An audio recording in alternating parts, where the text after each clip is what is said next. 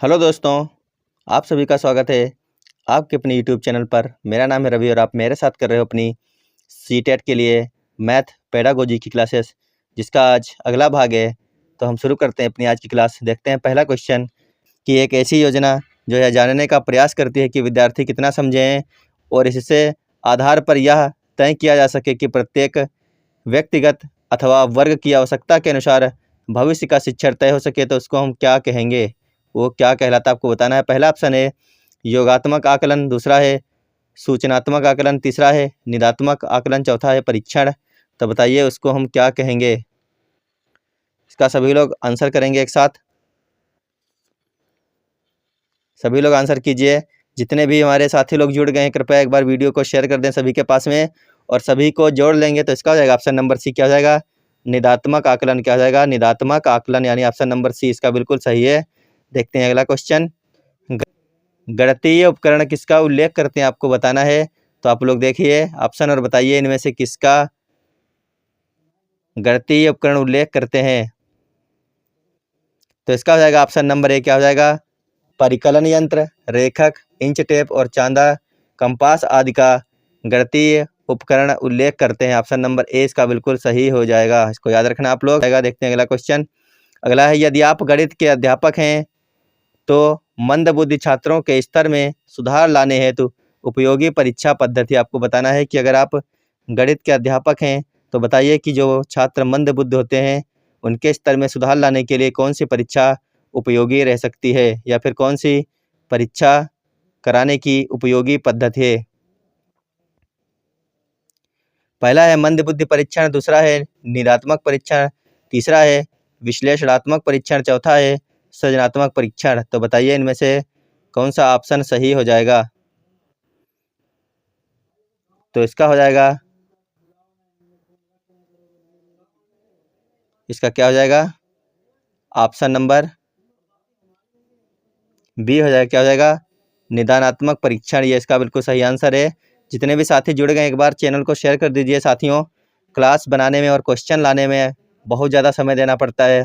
आप लोग क्लास को शेयर कर दिया करें, बिना कहे शेयर कर दिया करें आप लोग।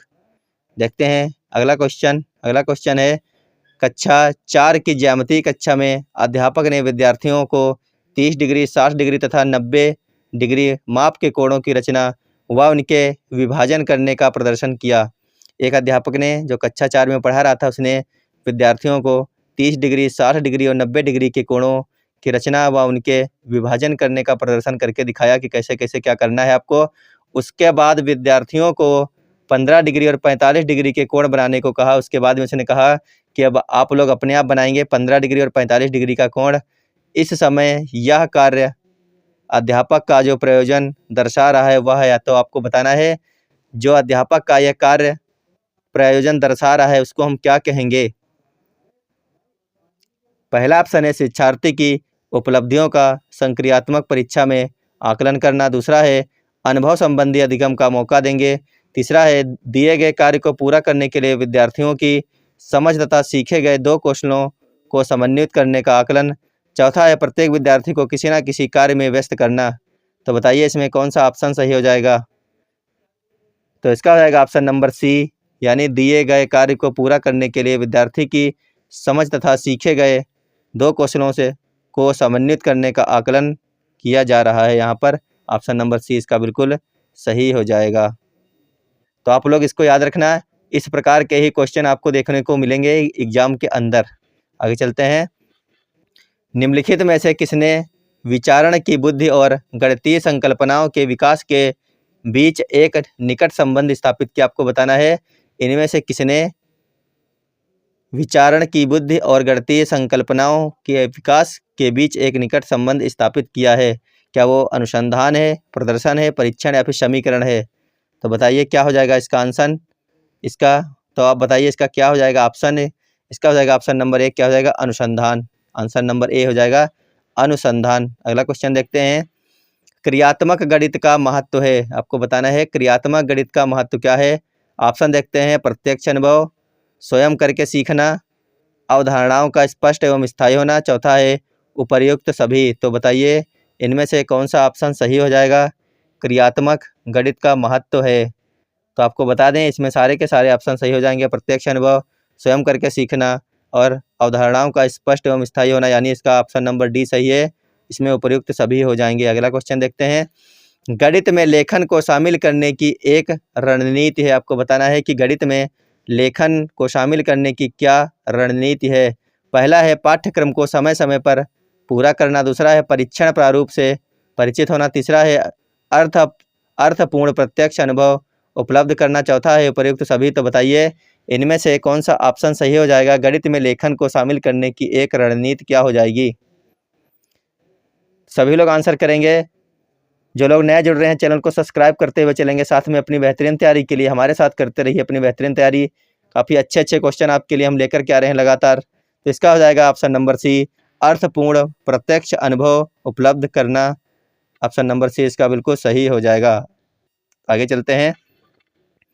क्वेश्चन है, संख्या संकल्पनाओं के प्रभावी अध्ययन हेतु बच्चों को कुछ प्रारंभिक संकल्पनाएं ग्रहण करने की आवश्यकता होती है, वह कहलाती है। तो आपको बताना है संख्या संकल्पनाओं के प्रभावी अध्ययन हेतु बच्चों को कुछ प्रारंभिक संकल्पनाएं ग्रहण करने की आवश्यकता होती है, वह क्या कहलाती है। पहला ऑप्शन है संख्या संकल्पनाएं, दूसरा है पूर्ण संख्या संकल्पनाएं, तीसरा है मापन संकल्पनाएं, चौथा है परिचालनात्मक संकल्पनाएं। तो बताइए इनमें से कौन सा सही हो जाएगा। सभी लोग आंसर करेंगे एक बार। संख्या संकल्पनाओं के प्रभावी अध्ययन हेतु बच्चों को कुछ प्रारंभिक संकल्पनाएं ग्रहण करने की आवश्यकता होती है, इसमें कौन सा हो जाएगा। तो इसका हो जाएगा ऑप्शन नंबर क्या हो जाएगा, बी हो जाएगा। कौन सा, पूर्ण संख्या संकल्पनाएं। ऑप्शन नंबर बी इसका बिल्कुल सही आंसर है। आगे चलते हैं। गणित विषय में होने वाली संक्रियाएं, गणनाएं व सिद्धांतों का अध्ययन यथार्थ में किस प्रकार की प्रक्रियाएं हैं, आपको बताना है। मौखिक हैं, लिखित हैं, मानसिक हैं या फिर इनमें से कोई भी नहीं है। आंसर कर दीजिए सभी लोग इसका एक बार। गणित विषय में होने वाली संक्रियाएं, गणनाएं व सिद्धांतों का अध्ययन यथार्थ में किस प्रकार की प्रक्रियाएं हो जाएंगी। तो इसमें हो जाएगा ऑप्शन नंबर सी। कैसी हो जाएंगी, मानसिक हो जाएंगी ये सब। आगे देखते हैं। क्षेत्र मित्र की इकाई पर आधारित पाठ योजना में शामिल एक अनुदेशनात्मक उद्देश्य इस प्रकार था, शिक्षार्थी गणित के अनुप्रयोगों को समझ सकेंगे। यह अनुदेशात्मक उद्देश्य है, आपको बताना है क्या है। पहला ऑप्शन है उचित है, क्योंकि किसी को भी प्राप्त ज्ञान का अनुप्रयोग करने के योग्य होना चाहिए। दूसरा ऑप्शन है अनुचित है, क्योंकि उद्देश्य अस्पष्ट है और खराब तरीके से परिभाषित है। तीसरा है उचित है, क्योंकि गणित की सभी इकाइयों का उद्देश्य यही है। चौथा है उचित है, क्योंकि क्षेत्र मित्र पर आधारित इकाई के दैनिक जीवन में अनेक अनुप्रयोग हैं। तो बताइए इसमें से कौन सा ऑप्शन सही हो जाएगा। एक बार पढ़ लीजिए और आंसर कर दीजिए इसका। इस प्रकार के क्वेश्चन आपको देखने को मिलेंगे एग्जाम में, ना ज़्यादा हार्ड होंगे ना ही ज़्यादा इजी होंगे। तो इसका हो जाएगा ऑप्शन नंबर डी, उचित है, क्योंकि क्षेत्र मित्र पर आधारित इकाई के दैनिक जीवन में अनेक अनुप्रयोग हैं। ऑप्शन नंबर डी इसका बिल्कुल सही है। तो देखते हैं अगला क्वेश्चन। जब रमेश के सामने शाब्दिक समस्याएं आती हैं तो वह प्रायः पूछता है कि मैं जमा यानी कि जोड़ूं या फिर घटाओ यानी कि घटाना करूं, मैं गुणा करूं या भाग करूं। इस प्रकार के प्रश्न बताते हैं कि, तो आपको बताना है कि जब रमेश के सामने शाब्दिक समस्याएं आती हैं, वो समझ नहीं पाता कि हमें क्या करना है, जोड़ना है, घटाना है, गुणा करना है, फिर भाग करना है। तो इस प्रकार के प्रश्न क्या बताते हैं। पहला ऑप्शन है रमेश कक्षा में बाधा डालने के लिए अवसर खोजता है। दूसरा है रमेश को भाषा समझने में कठिनाई होती है। तीसरा है रमेश संख्या संक्रियाओं को नहीं समझता है। चौथा है इनमें से कोई भी नहीं। तो आपको बताना है इनमें से कौन सा ऑप्शन सही हो जाएगा। इसका हो जाएगा ऑप्शन नंबर सी, रमेश संख्या संक्रियाओं को नहीं समझता है, इसीलिए वो जोड़ घटाना गुणा भाग को नहीं जानता। आगे चलते हैं। गणित में प्रश्नों को हल करते समय आंकड़ों की शुद्धता बनाए रखने के लिए हल को लिखा जाता है। आपको बताना है हल को किस प्रकार लिखा जाता है। गणित में प्रश्नों को हल करते समय आंकड़ों की शुद्धता बनाए रखने के लिए हल को किस प्रकार से लिखा जाता है। पहला ऑप्शन है विशेष विधि के अनुसार विभिन्न चरणों में। दूसरा है ज्ञात तरीकों से। तीसरा है किसी भी तरीके से। चौथा इनमें से कोई नहीं। तो सभी को आंसर करना इसका है, कौन सा ऑप्शन सही हो जाएगा। सभी लोग आंसर कर दीजिए एक बार। इसका हो जाएगा ऑप्शन नंबर बी। क्या हो जाएगा, ज्ञात तरीकों से लिखा जाता है। आगे देखते हैं। अगला है गणित विषय में बेहतर होने के लिए एक व्यक्ति को निम्न में से क्या आवश्यकता है। तो आपको बताना है कि गणित विषय में बेहतर होने के लिए एक व्यक्ति को इनमें से क्या आवश्यकता होती है। पहला ऑप्शन है अमूर्त चिंतन एवं तर्क संगत विवेचना द्वारा समस्याओं को बनाने में और उसे सूत्रबद्ध करने की। दूसरा है हल को याद करने की। तीसरा है गणनाओं में प्रवीणता की। और चौथा इनमें से कोई भी नहीं। तो बताइए गणित विषय में बेहतर होने के लिए एक व्यक्ति को किस चीज़ की आवश्यकता होती है। इसका आंसर करिए सभी लोग एक बार। तो इसका हो जाएगा ऑप्शन नंबर ए। क्या हो जाएगा? अमूर्त चिंतन एवं तर्क संगत विवेचना द्वारा समस्याओं को बनाने में और उसे सूत्रबद्ध करने की आवश्यकता होती है। ऑप्शन नंबर ए बिल्कुल सही है इसका। आप लोग याद रखेंगे इसको। बीजगणित यथार्थ में है। तो बताइए बीजगणित यथार्थ में क्या है? रेखा गणित, गणित, सामान्य अंक गणित या फिर इनमें से कोई नहीं। बीजगणित यथार्थ में है। आपको बताना है क्या है। रेखा गणित है, गणित है, सामान्य अंक गणित है या फिर इनमें से कोई नहीं है। तो इसका हो जाएगा ऑप्शन नंबर सी। बीजगणित यथार्थ में सामान्य अंक गणित है। क्या है? सामान्य अंक गणित है। आगे चलते हैं। अगला क्वेश्चन है दो पूरक कोण क्रमशः 2:3 के अनुपात में है, उनको ज्ञात कीजिए। कक्षा 7 की NCERT की पाठ्यपुस्तक के उपरोक्त प्रश्न का संदर्भ यह है कि। तो आपको बताना है कि दो पूरक कोण हैं 2:3 के अनुपात में, उनको ज्ञात करना है। तो कक्षा 7 की NCERT की पाठ्यपुस्तक के उपरोक्त प्रश्न का संदर्भ क्या हो जाएगा, आपको यह बताना है। पहला ऑप्शन है निम्न श्रेणी का विचार है क्योंकि यह जानकारी का प्रत्यक्ष स्थिति में उपयोग करने पर आधारित है। दूसरा है उच्चतर श्रेणी का विचार है क्योंकि यह अपेक्षा करता है कि दी हुई जानकारी की व्याख्या की जाए, इसका विश्लेषण किया जाए और इसके प्रयोग से वांछित जानकारी प्राप्त की जाए।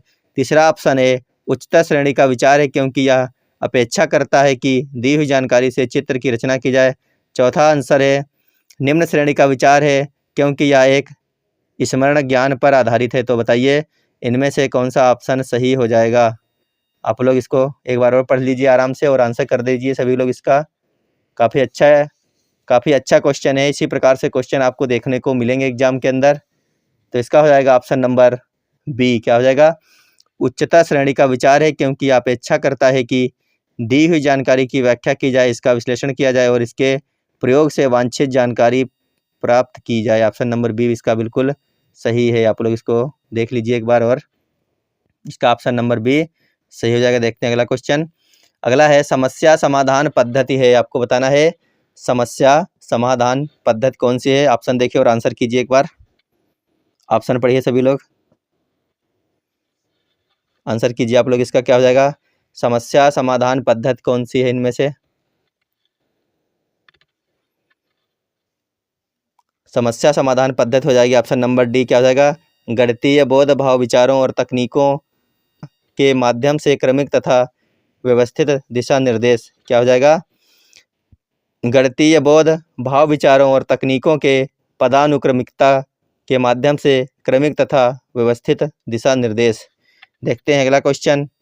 अगला क्वेश्चन है गणित के अधिगम के प्रति विद्यार्थी की संवेदनशीलता जागृत करने के लिए प्रभावी उपाय है। तो बताइए गणित के अधिगम के प्रति विद्यार्थी की संवेदनशीलता जागृत करने के लिए इनमें से कौन सा प्रभावी उपाय हो जाएगा। सभी लोग आंसर करेंगे। पहला ऑप्शन है विद्यार्थियों को अवधारणाओं से अवगत कराना। दूसरा है विषय सामग्री को अनुभव संबंधित करना, अनुभव के क्षेत्र से संबंधित करना। तीसरा है विषय सामग्री से संबंधित छात्रों को प्राप्त पूर्व ज्ञान की जांच करना। चौथा है उपर्युक्त सभी। तो बताइए कौन सा ऑप्शन सही हो जाएगा इसमें। सभी लोग आंसर क्या करें साथ में। आप लोग चेक कीजिए अपने आप को कितने क्वेश्चन सही निकलते हैं आपके 25 में से। तो इसका हो जाएगा ऑप्शन नंबर डी। क्या हो जाएगा? उपर्युक्त सभी के सभी क्या हैं? ये प्रभावी उपाय हैं, ये तीनों के तीनों। ऑप्शन नंबर डी इसका बिल्कुल सही है। देखते हैं अगला क्वेश्चन। अगला क्वेश्चन है एक शिक्षक को गणित के विषय बेलन और शंकु का क्षेत्रफल पढ़ाना है, शिक्षण का कौशल प्राप्त उद्देश्य होगा। तो बताइए एक शिक्षक को पढ़ाना है बेलन और शंकु का क्षेत्रफल। तो बताइए शिक्षण का कौशल प्राप्त उद्देश्य क्या हो जाएगा। पहला ऑप्शन है बेलन और शंकु के लक्षणों में भेद करना, दूसरा है क्षेत्रफल के सूत्रों का उपयोग करना, तीसरा है बेलन और शंकु की आकृति बनाना, चौथा है उपर्युक्त सभी। तो इसमें क्या हो जाएगा, आपको आंसर बताना है, कौन सा आंसर हो जाएगा इसमें। तो इसका हो जाएगा ऑप्शन नंबर सी, क्या हो जाएगा, बेलन और शंकु की आकृति बनाना। ऑप्शन नंबर सी इसका बिल्कुल सही है। देखते हैं अगला क्वेश्चन। अगला क्वेश्चन कह रहा है प्रायोगिक मूल्यांकन द्वारा निम्न में से किस उद्देश्य की पूर्ति होती है। क्या कह रहा है कि प्रायोगिक मूल्यांकन के द्वारा इनमें से किस उद्देश्य की पूर्ति होती है, ज्ञान, अवबोध, अनिरुचि या फिर कौशल। सभी लोग आंसर बताइए, इसका क्या हो जाएगा। प्रायोगिक मूल्यांकन द्वारा निम्न में से किस उद्देश्य की पूर्ति हो जाती है।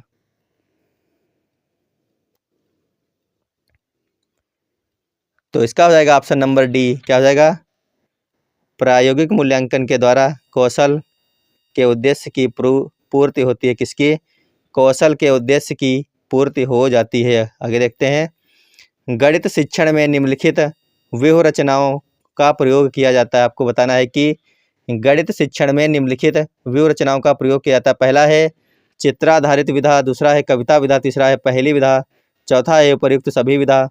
तो बताइए इसमें से कौन सा ऑप्शन सही हो जाएगा। सभी लोग आंसर करेंगे इसका। चित्राधारित विधा सही आंसर है, कविता विधा भी सही है, पहेली विधा भी सही है, यानी इसके ऑप्शन नंबर डी इसका सही हो जाएगा। उपर्युक्त सभी इसमें बिल्कुल सही हो जाएगा। आगे देखते हैं। आगे है एक शिक्षिका ने कक्षा में नीचे दिए गए विषय पर वाद विवाद का आयोजन किया। एक शिक्षिका है जो कि कक्षा में वाद विवाद का आयोजन कर रही है। विषय कौन सा है, शून्य अत्यंत सार्थक अंक। कि शून्य अत्यंत सार्थक अंक है, इसके ऊपर उसको वाद विवाद करना है बच्चों को। शून्य के ऊपर, शून्य अत्यंत सार्थक अंक है। उसने प्रत्येक बच्चे को उक्त विषय पर अपने विचार व्यक्त करने के लिए प्रोत्साहित किया। एक शिक्षिका ने कक्षा में वाद विवाद का आयोजन किया और बच्चों को एक टॉपिक दिया गया। टॉपिक का नाम था शून्य अत्यंत सार्थक अंक है। कौन सा ऑप्शन सही हो जाएगा। पहला ऑप्शन दिया है अपनी कक्षा को अधिक अभिव्यक्तिशील और विचारशील बना रही है। क्या इसका यही हो जाएगा। पहला ऑप्शन देखिए, शिक्षिका अपनी कक्षा को अधिक अभिव्यक्तिशील और विचारशील बना रही है, यानी इसका यही आंसर सही हो जाएगा।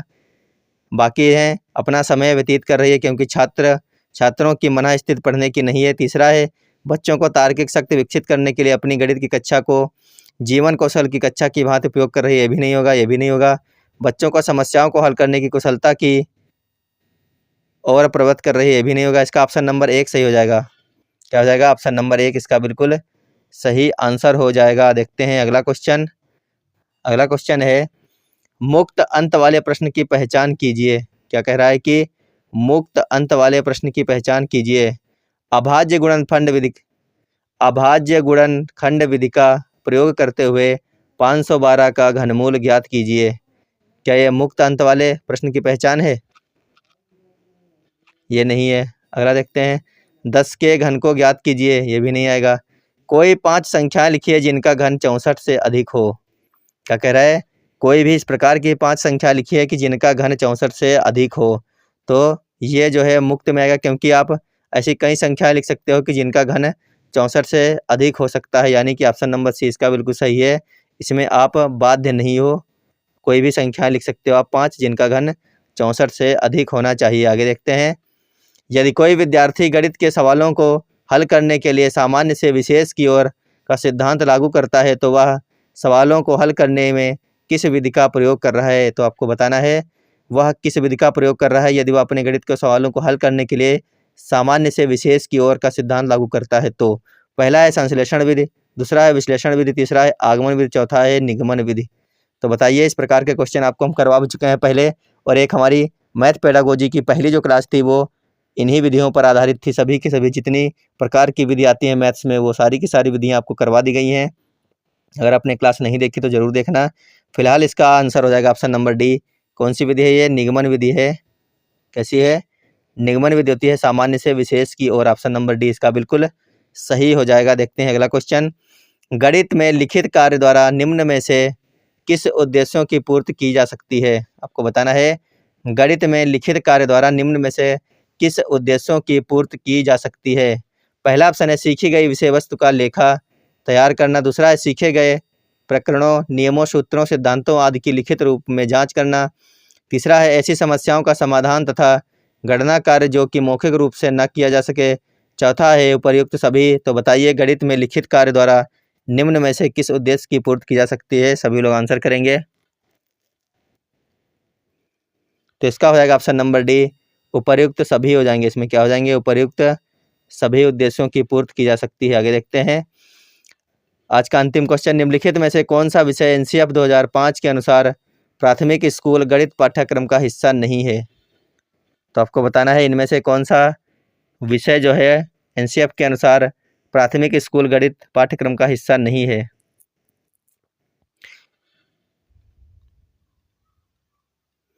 क्या वो ट्रांसलेशन हो जाएगा, सिमेट्री हो जाएगा, पैटर्न हो जाएगा, फिर अनुपात हो जाएगा? आपको बताना है इनमें से कौन सा विषय एनसीएफ 2005 के अनुसार प्राथमिक स्कूल गणित पाठ्यक्रम का हिस्सा नहीं है। तो इसका हो जाएगा ऑप्शन नंबर ए, क्या हो जाएगा? ट्रांसलेशन। क्या हो जाएगा? ट्रांसलेशन। तो इसका ऑप्शन नंबर 1 हो गया सही आंसर। तो साथियों आप लोग कमेंट बॉक्स में बताना कि आपको आज की हमारी क्लास कैसी लगी। अगर क्लास अच्छी लग रही है और आप लोग नए जुड़े हैं चैनल पर तो एक बार सभी लोग चैनल को सब्सक्राइब कर लीजिए।